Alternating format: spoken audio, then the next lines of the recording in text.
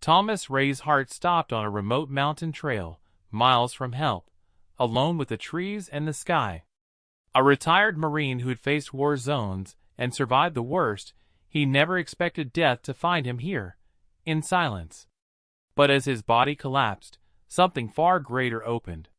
What he saw beyond the veil would shatter everything he thought he knew about life, purpose, and what truly waits for us on the other side. This is his story. Hold on a minute. If you have not subscribed to our channel, do well to subscribe, like, comment, and share videos of this channel, and don't forget to turn on the notification bell. My name is Thomas Ray. I'm 49 years old, a retired U.S. Marine, and these days I work as a wilderness survival instructor just outside of Asheville, North Carolina. Life here is simple: quiet mornings, long walks in the woods, teaching folks how to build shelters, start fires, and respect the land. After 25 years in the military, this kind of peaceful routine felt like a blessing at first. No alarms, no orders, no chaos. Just trees, trails, and time. But somewhere along the way, I started feeling a kind of emptiness that I couldn't explain. On the outside, everything seemed fine. I had a roof over my head, food in the fridge, and people who cared about me. But inside, something felt off. Like I was floating through my days without any real sense of meaning. I'd go out into the woods, set up a camp, teach a class, come home, make dinner, and do it all again the next day. There was no fire in me anymore. No mission. Sometimes, late at night, I'd just sit on the porch and stare out at the mountains. I didn't even know what I was searching for, I just knew I was missing something. I'd gotten good at hiding it from others, but I felt it every day. A slow, heavy sadness I couldn't name. I figured it was just part of getting older, part of transitioning out of a life where everything used to be loud and fast and full of purpose. One afternoon, I decided to go hiking alone. There's a trail I like not far from town, quiet, not too many people. The weather was good, sky was clear, and I figured the fresh air would do me some good. I packed light, as always, and set off like I'd done 100 times before. I didn't expect anything unusual. I had no idea that this hike would change everything. A few miles in, with no warning, I dropped. 1 second I was walking, the next I couldn't breathe. My chest tightened like a fist was squeezing my heart. I collapsed right there on the trail. There was no one around. Just the sound of the wind in the trees. I remember trying to move, to call out, but everything started to fade. That's when it happened. I don't remember hitting the ground. One moment I was walking, breathing the crisp air, and the next my legs just gave out beneath me. It was like my whole body short-circuited. A sharp, crushing pain spread through my chest. I couldn't get a breath in. My knees buckled and I fell hard onto the dirt path. The pain was so sudden, so strong, it was all I could focus on. I tried to move, to crawl, even just lift my arm, but I couldn't. Everything was shutting down. My ears were ringing. My vision blurred around the edges. It felt like my body was sinking into the ground. Then, something strange happened. I stopped feeling pain. At first I thought I'd blacked out, but I was still there. I could still see, but not through my eyes. I was floating. Above the trail, above my body. I saw myself lying there, still as a rock, my pack slumped beside me. The sun filtered through the trees, casting shadows across the path. Birds still chirped in the branches. The world carried on, like nothing had happened. It was the strangest thing, watching myself from above. I didn't feel scared, just confused. I knew something wasn't right, but I also felt oddly calm. There was no panic, no fear. Just a quiet kind of awareness. Like I'd stepped out of a loud room and into stillness. As I hovered there, everything around me began to change. The trees, the dirt, even the air started to fade into something else, something softer, warmer. It was like the forest dissolved into a golden light, and I was being pulled gently into it. There were no walls, no sky, just endless light. It wasn't harsh or blinding. It felt alive. Like it had a presence, a knowing. I felt held. That's the best way I can describe it. Like something vast and loving had wrapped itself around me. I wasn't alone, even though I didn't see anyone. There was this deep sense of being welcomed. Not just accepted, but wanted. Loved. And not because of anything I'd done in my life. It didn't matter that I'd been a Marine, or that I'd taught survival skills. I was loved just because I existed. That kind of love, I'd never felt anything like it before. Not from family, not from friends, not even from myself. It went through me like light through glass. I started to cry, but there were no tears, no body. Just emotion pouring out of me. All the sadness, the loneliness, the guilt I didn't know I was carrying, it all melted away. I didn't know where I was or what was happening, but for the first time in a long, long while, I felt like I was home. It's hard to describe what came next, because it wasn't a place in the way we think of places. There were no roads, no buildings, no sky. It wasn't heaven like you see in pictures, with clouds and gates. But it felt more real than anything I'd ever known. Everything around me was light, but not just light like the sun. It had a feeling to it, like music you could see. It moved and breathed. It shimmered gently, like it had its own heartbeat. And in that light I felt complete. Like every part of me had been seen and accepted, even the parts I'd kept hidden my whole life. There was no time there. I didn't feel hungry, or tired, or impatient. I didn't miss anything or anyone. I just felt present. At peace in a way I didn't even know was possible. The kind of peace you don't have to hold on to, it just is. And then, out of that light, someone appeared. She didn't walk up or arrive. She was simply there, like she'd always been. A woman, tall and graceful, with eyes that held both power and kindness. Her presence was calm but strong, like standing near the ocean. You could feel that she knew things, deep things, but she wasn't trying to impress you with it. "My name is Ilara," she said, her voice soft but steady. "And you're safe." I didn't speak, but somehow she understood my thoughts. I didn't have a mouth or words, but she heard me anyway. "Am I dead?" I thought. "Not fully," she replied. "You're not done yet. But we needed you to see. We needed to remind you." "Remind me of what? Why did you come?" She reached out. Not with a hand, but with her presence, and suddenly we were moving. Not flying, not walking, just shifting. Like we were gliding through layers of understanding instead of space. Images, memories, feelings, all of it flowed around us. Some I recognized. Others felt like dreams I'd forgotten. Moments from my childhood. The way the grass felt under my bare feet when I was 5. My mother's voice is humming in the kitchen. The way my heart raced the first time I held a rifle in basic training. The cold fear of war. The loss of friends. The guilt I'd buried for surviving. But this wasn't like reliving memories.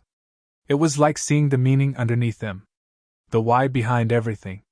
Every moment, even the painful ones, had been part of something bigger. "You chose this life," Ilara said. "Not as punishment, not by mistake. But with a purpose."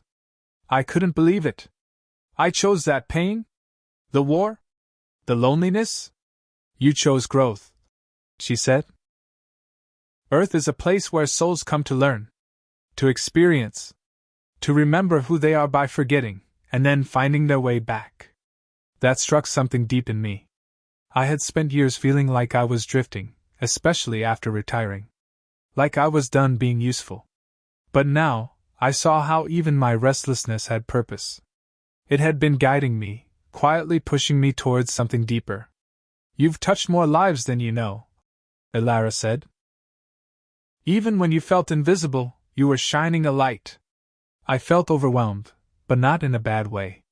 It was like being shown a puzzle I'd been building my whole life, without knowing what I was making. And now I was finally seeing the picture. "This is just the beginning," she told me. "There's more to understand. More to remember." And with that, we moved forward, deeper into the light, and deeper into the truth of why we're all here. We stopped moving, though there was no motion in the usual sense. Elara stood beside me, still calm, still holding that quiet strength. Around us, the light shifted, becoming clearer. It started to shape itself into something I can only describe as a kind of screen, but not like a television. It was alive. I didn't watch my life, I entered it again. First came the early years. My childhood in Tennessee. My father yelled in the kitchen. My mom is crying quietly behind the closed bedroom door. I'd always carried those sounds with me, but now I could feel what they felt. I could feel my mom's helplessness. My dad's deep, buried fear that he'd never be good enough. I understood them in a way I never had before. And then I saw myself. Small. Watching. Learning what it meant to be a man by watching another man lose control. I didn't feel anger. I felt deep empathy for both of them. That surprised me. I'd spent most of my life resenting him. Now, I saw his pain as clearly as my own. We moved through the years fast, but every moment lasted long enough for me to feel everything again. Boot camp. My first time being yelled at by a drill instructor. The fear, the adrenaline, the confusion. I saw how I hardened myself. How I stopped feeling things because it was easier that way. Then combat. There were moments I hadn't remembered clearly, split-second choices. Kicking down a door. Firing before asking questions. The look in the eyes of a young boy who saw me as the enemy. I had trained myself not to think about those moments too deeply. But now, I had no shield. I felt the fear of the people on the other side. Not guilt, exactly, but sorrow. The weight of my role in their pain. Elara didn't judge me. No one did. But I was allowed to see it all, and that was the hardest part, witnessing how even small actions had deep effects. A harsh word I'd said to a fellow Marine in a moment of stress. I felt the sting it left in him, how it echoed in his own memories.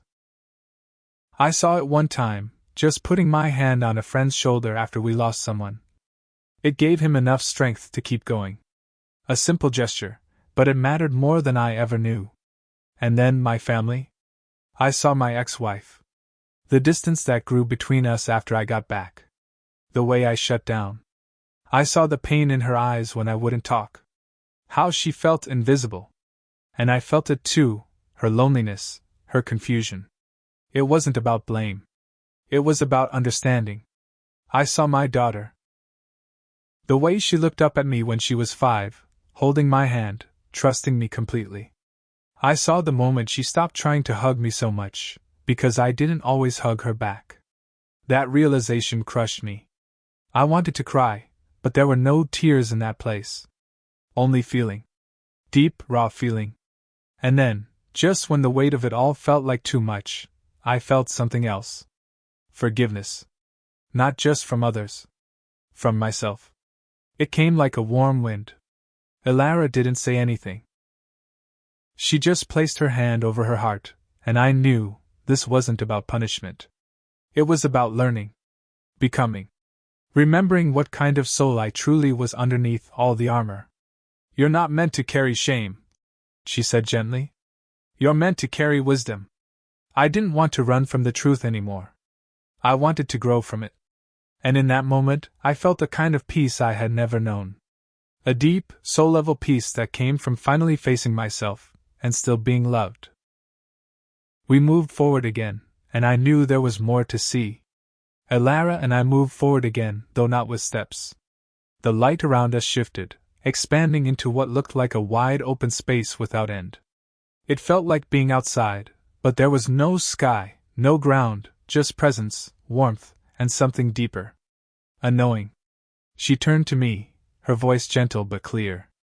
This is what you came here to remember, she said. Earth is a place where souls go to grow. It's not a punishment. It's a school.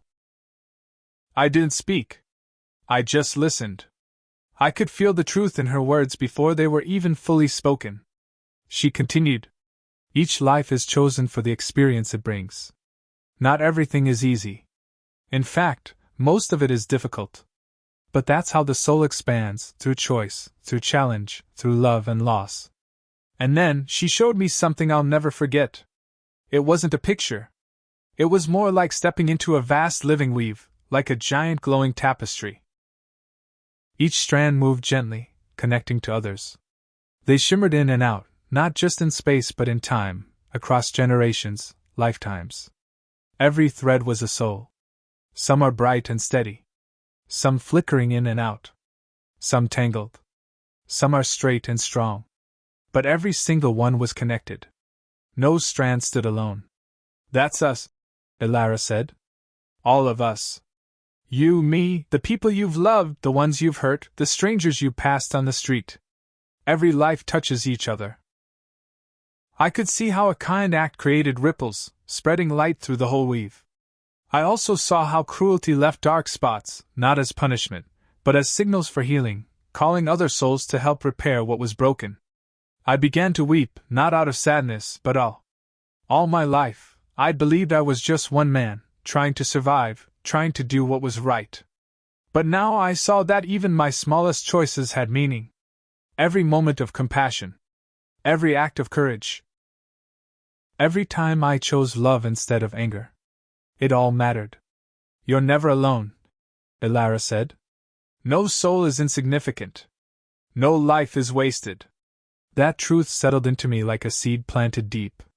She smiled. This is why you came. Not to be perfect. Not to win. But to grow. To remember. To love. I nodded slowly. For the first time in my life, or after it, I understood why we came here. Not to suffer, but to wake up. To evolve. And somehow, I knew that message wasn't just for me. It was for all of us. Elara led me further into the light, not a direction, but a shift in vibration. I didn't walk, I simply moved with thought, and the space around us responded. We entered what she called realms, but they weren't places like cities or rooms. They were states of being, each one a different feeling, a different energy. The first realm we passed through pulsed with warmth. It felt like standing inside a quiet sunrise, gentle, golden, calm. Beings moved there, not with words or tasks, but through pure intention. Their energy was soft, steady. They radiated peace and joy, not for themselves, but for everything around them. These were souls who had lived many lives and chosen to serve. You could feel their love without them speaking. Their presence alone brought healing. Elara called them servants of peace. Not in the way we understand service on earth, not duty or sacrifice, but joyful giving. They created harmony simply by existing in it. Then we moved through a different frequency. This realm felt denser. The light here was dimmer, colors more muted. Being here seemed restless, unsure. Some looked inward, caught in thought or regret. Others clung to ideas, status, control, past hurts. It wasn't punishment, but it was heavy. Like emotional gravity. Thomas Ray's heart stopped on a remote mountain trail, miles from help, alone with the trees and the sky. A retired Marine who had faced war zones and survived the worst, he never expected death to find him here, in silence. But as his body collapsed, something far greater opened. What he saw beyond the veil would shatter everything he thought he knew about life, purpose, and what truly waits for us on the other side. This is his story. Hold on a minute. If you have not subscribed to our channel, do well to subscribe, like, comment, and share videos of this channel, and don't forget to turn on the notification bell.